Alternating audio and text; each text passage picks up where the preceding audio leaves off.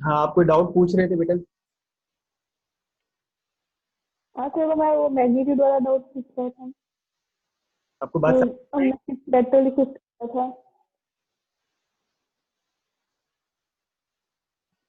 आपको बात समझ में आ गई ना अभी जो मैं कहना चाह रहा था?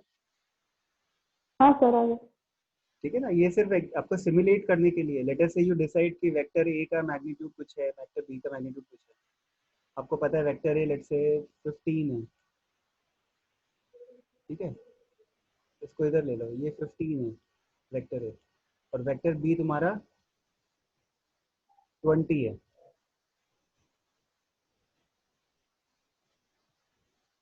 Is it clear? Yes sir. Degree हो गया ये एंगल ए और बी के बीच में। And what is the ratio? 3:4। A vector का मैग्नीट्यूड कितना है? 15 है, और बी वेक्टर का मैग्नीट्यूड कितना है? 20 है। तो रेशियो कितना हो गया? 3:4। तो ये वाला जो एंगल है,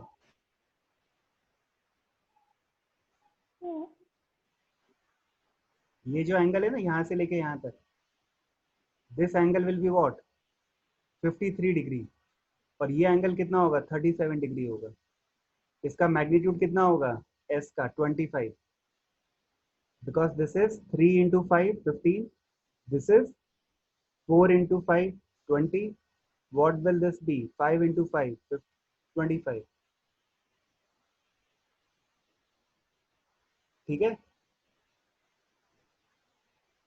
okay sir.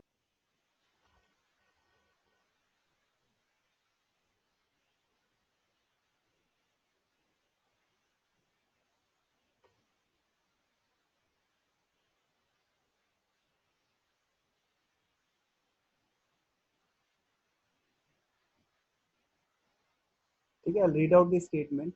If two non-zero vectors are represented by the two sides of the triangle taken in same order, then the resultant is given by the closing side of the triangle in opposite order.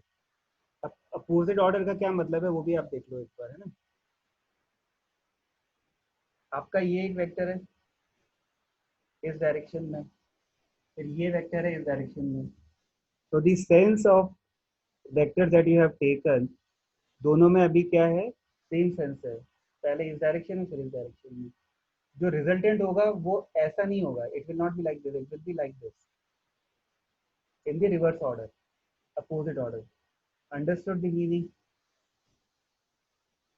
अब इसका आपको magnitude निकालना है। जो vector है resultant vector A plus B, इसका magnitude निकालना है। मतलब एक्चुअली इसका क्या डायमेंशन है। अगर मेरे को ए का डायमेंशन पता है,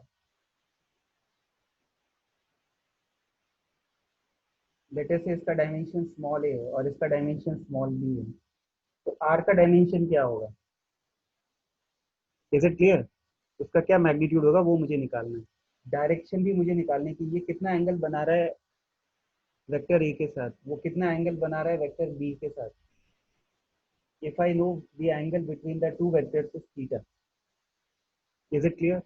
So this is what you call it as geometrical addition. This is vector addition, not scalar addition.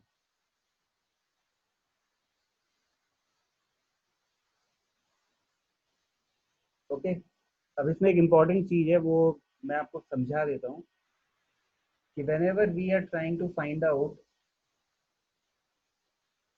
the resultant, we need to know the dimensions, the magnitude of the two vectors, and also the angle between the two vectors. तो suppose करो एक vector तुम्हारा इधर है और दूसरा vector तुम्हारा इधर है। This is vector A and this is vector B. ठीक है, अब तुमको अगर इनके बीच में एंगल निकालना है, the process is very simple. To find the angle you have to join their tails together. तो either you shift A onto the tail of b, or you shift b onto the tail of a। तो हम क्या कर सकते हैं? Let's say in the first case, let's say I am shifting ए। तो मैंने ए को शिफ्ट कर दिया इधर। तो this is my same vector A being shifted from this point to this point। मैं इसको यहाँ से यहाँ ले गया। This is angle between the two vectors theta. ठीक है, the other way is that I can shift b onto the head of a, onto the tail of a। मैंने क्या किया, बी को इधर शिफ्ट कर दिया. Okay, now this angle is also theta. So you can shift both of them, either of them, such that their tails are joined together, and then whatever is the angle between the two, remember that this angle should be less than 180 degrees. Is it clear? The angle should be less than 180 degrees. The angle between two vectors can never be more than 180 degrees.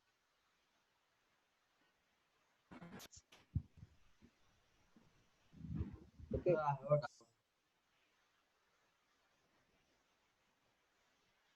Yes. किसको doubt है कुछ? How do we find out? How to find out the magnitude of vector r? So what we will do is that we will take the component of b in the direction of a and perpendicular to the direction of a. Okay.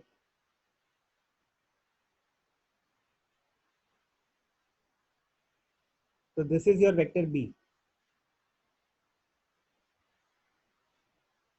ठीक है. अब ये जो vector b है इसका magnitude late से b दे रखा है आपको. तो जब मैं ये एंगल अगर थीटा है ना, this is the angle between the vector. कैसे? I have to shift vector A on to the tail of b. तो इधर वेक्टर ए आ गया. तो वेक्टर ए और वेक्टर b के बीच का जो एंगल है वो थीटा होगा. आ गया समझ में? Is it clear? Now what are you doing is you are taking the component of b in the direction of A. तो वेक्टर ए के डायरेक्शन में मैंने b को रिजॉल्व किया है. तो ये जो लेंथ है यहाँ से लेके यहाँ तक वो b cos थीटा होगी. और क्योंकि ये एंगल थीटा है, और ये जो अपोजिट साइड है यहाँ से लेके यहाँ तक which is normal to vector A, वो कितनी होगी? b sin थीटा होगी. Is it clear?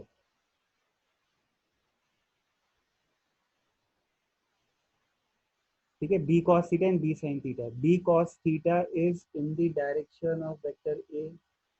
b sin theta is in direction perpendicular to A. ठीक है, ये आपने कर लिया. नाउ सी,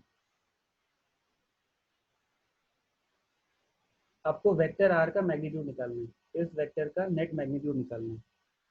ठीक है. Now look at this triangle.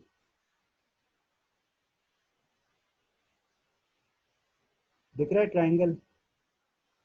इस ट्राइंगल के अंदर इसकी जो ये बेस की लेंथ है, दिस लेंथ,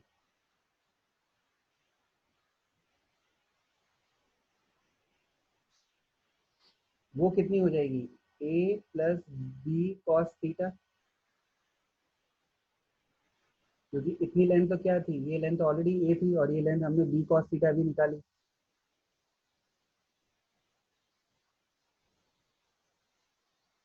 ठीक है ना?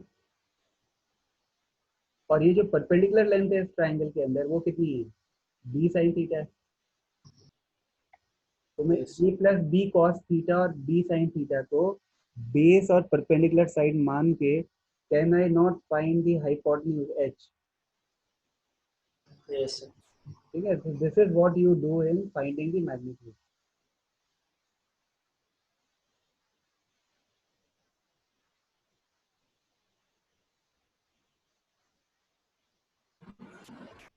Now all of you write down this portion. ये आपकी अभी लास्ट क्लास है ना, मतलब और तो कोई क्लास नहीं इसके बाद? No. No, sir. No, sir. ठीक है. The way we have done the analysis to find the magnitude, now we can find out the angle alpha also. This angle alpha represents the direction that the resultant vector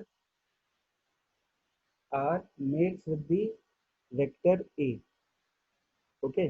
Now we also state that r is resultant of a and b. So the expression is a plus b. Okay. We write expression a plus b. We also call that a and b are the components of r. That means R is composed of A as well as B. Okay. Now this angle alpha can be found out by the simple formulas of trigonometry, that is sin alpha, tan alpha, like that. Now for this triangle, you can see that the perpendicular side is how much? B sin theta. And what is the base? What is this total base? A plus B cos theta. So you can simply write tan alpha is equal to this upon this value. This is what is being done here.